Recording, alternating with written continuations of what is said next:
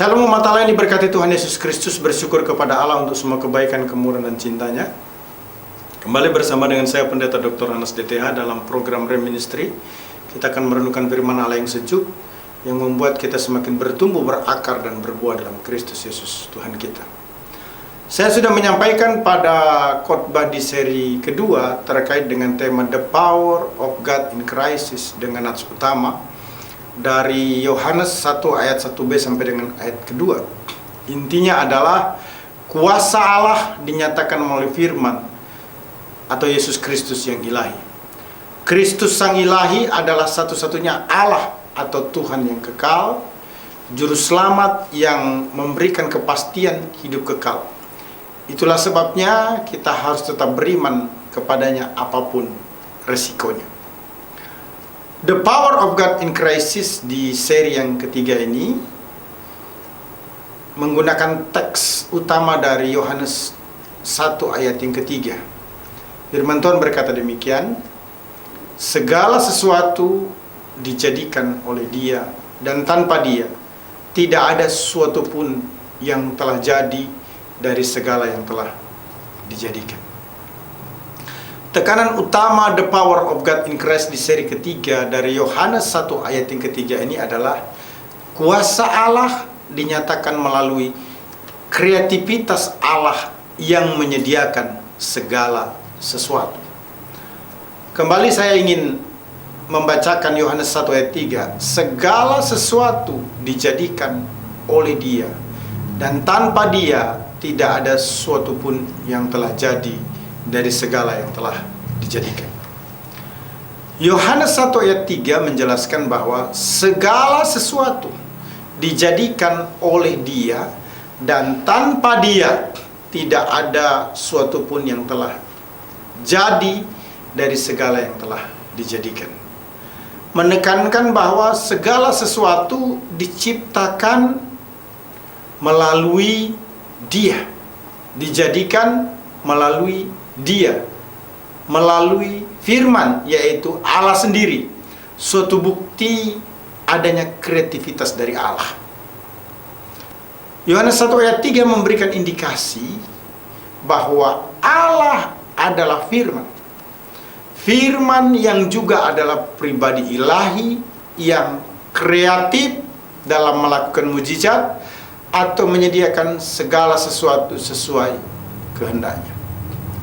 Istilah dijadikan diterjemahkan dari bahasa Yunani egeneto, berasal dari akar kata ginomai, artinya to become, menunjuk pada kata kerja indikatif aorist middle orang ketiga tunggal, yaitu ia, sehingga bisa diartikan ia Allah telah menjadikan di masa lalu untuk kepentingan dirinya sendiri. Artinya Ia adalah pencipta yang menciptakan segala sesuatu di masa lalu untuk kepentingan dirinya sendiri atau untuk kepentingannya sendiri.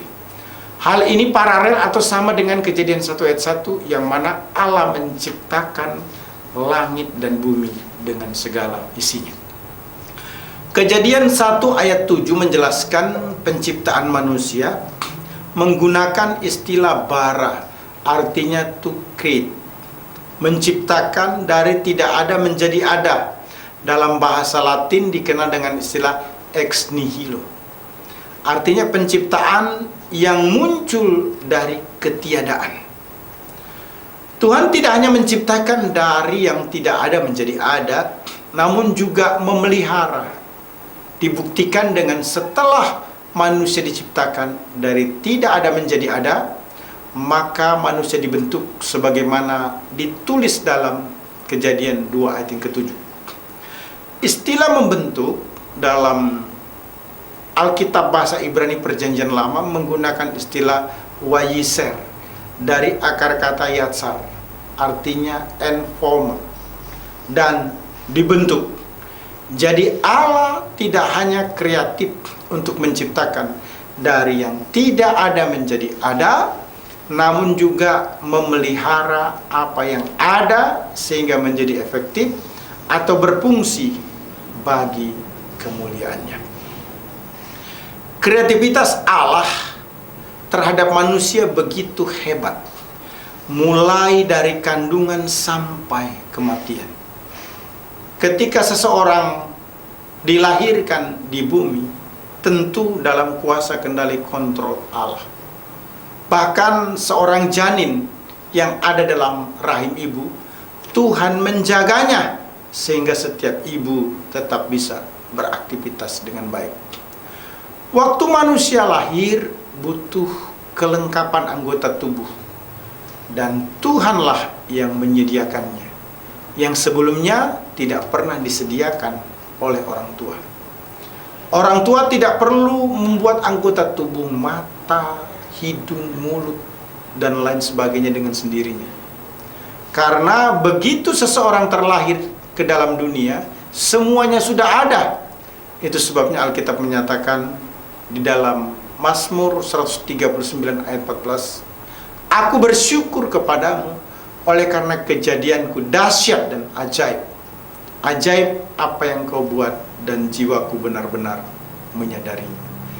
Ketika manusia hidup butuh sesuatu untuk memenuhi kebutuhan hidupnya, Tuhan sediakan alam semesta dengan segala isinya untuk dikelola, dan itu tidak pernah diciptakan oleh manusia.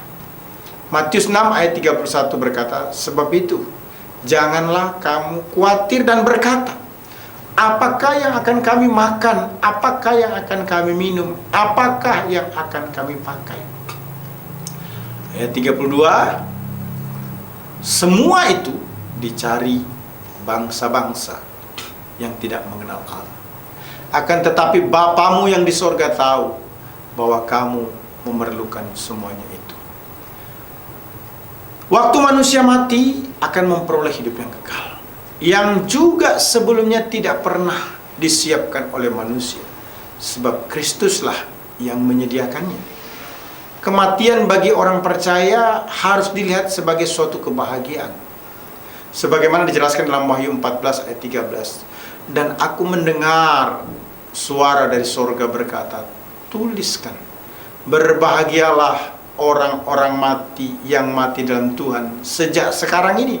Sungguh, kata Roh, supaya mereka boleh beristirahat dari jerih lelah mereka, karena segala perbuatan mereka menyertai mereka." Jelas sekali, Allah begitu kreatif menyediakan segala sesuatu yang diperlukan umatnya, mulai dari kehidupan sebelum di bumi hingga meninggalkan bumi. Artinya Tuhan Yesus Kristus bertanggung jawab untuk menyediakan segala yang diperlukan oleh manusia, bahkan hidup kekal selama-lamanya bersama dengan Tuhan. Di tengah-tengah krisis yang sedang kita hadapi, kita harus percaya pada Tuhan Yesus, bahwa Tuhan Yesus kreatif, bukan hanya mengadakan apa yang menjadi kebutuhan kita, dari yang tidak ada menjadi ada, sebutlah dari tidak memiliki pekerjaan menjadi memiliki pekerjaan, namun juga memelihara aset-aset kekayaan atau investasi kita. Hal itu terjadi karena kita sebagai orang yang diberkati tetap menggunakan berkat-berkat yang Tuhan berikan untuk kemuliaan namanya. Mari kita berpegang teguh pada pernyataan Paulus dalam Filipi 4 ayat yang ke-6. "Janganlah hendaknya kamu khawatir tentang apapun juga, tetapi nyatakanlah dalam segala hal keinginanmu kepada Allah dalam doa dan permohonan dengan ucapan syukur." Jangan khawatir, karena khawatir itu sama dengan mencobai dan meragukan kuasa Tuhan. Sekalipun kita mengalami krisis atau pandemi COVID-19, namun Tuhan tetap sanggup menyediakan apapun yang kita perlukan sebagai anak-anaknya. Tuhan juga tidak akan menjadikan kita miskin, kehabisan kekayaan atau investasi, karena kita tetap berkomitmen menggunakan berkat-berkat Allah tersebut bagi kepentingan kemuliaan namanya. Mari di masa krisis atau pandemi ini kita harapkan hal-hal besar, hal-hal yang baru dari Tuhan, karena Dia sangat kreatif untuk melakukan mujizatnya dari tidak ada menjadi ada, bahkan menambahkan berkat-berkatnya secara berkelimpahan.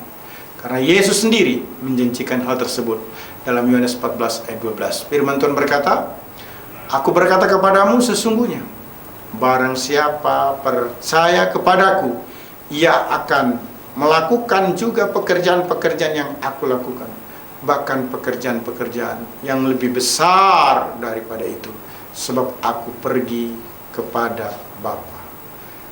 Kreativitas Allah semakin kita rasakan dalam pemenuhan segala kebutuhan hidup kita.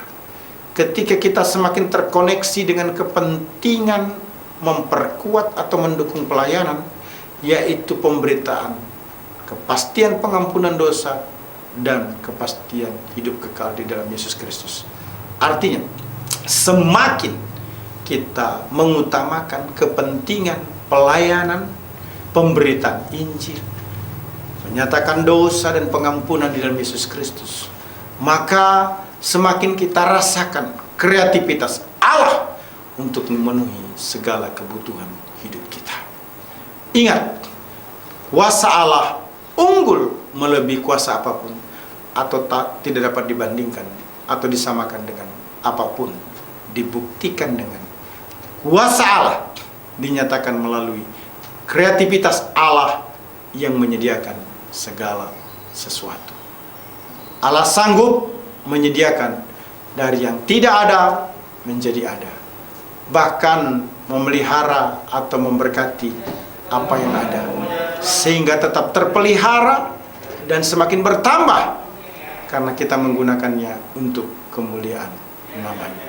Saya percaya bahwa renungan ini akan membuat kita semakin kuat di dalam Tuhan, bahwa di tengah-tengah krisis masih ada kreativitas Allah yang luar biasa, yang sanggup menyediakan, memenuhi apa yang menjadi kepentingan atau kebutuhan hidup kita. Haleluya, Tuhan memberkati. Immanuel. Amin.